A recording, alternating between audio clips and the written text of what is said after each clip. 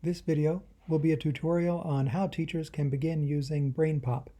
Of course, you can start at brainpop.com, and from there, the order of events doesn't really matter. I'm assuming that most of you will want to first kind of click through BrainPop and make sure there's something there that you find useful for students.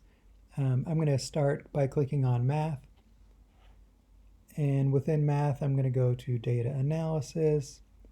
And I know that statistics is something I want to review with my students. So I clicked into statistics, and you can see there's only one lesson in statistics. Otherwise, I would have more tiles to choose from. But now that I'm looking at all the options here for statistics, I can look through, I can watch the video and decide if this is something I want to use, in which case I will need to create my BrainPop account. So to do that, you come up and click on Enter Code, and you'll need to have copied that code from whatever resource I've provided, and you can paste that code here. Once you paste in the code, it will BrainPop will prompt you to type in your school email address, first name and last name, and then it will take you to a screen where you'll have to create a username and a password. Once you do all of that, you can head back to this content page, and to share it with students, you copy this URL and start up however it is that you share this with students. You'll probably do it via Google Classroom, but for now I'm just going to go into an email.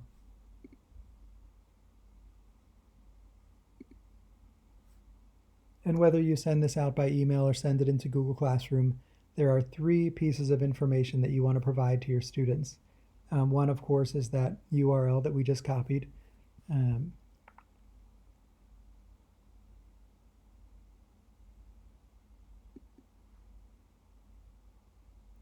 then there's also a generic username and password for the students.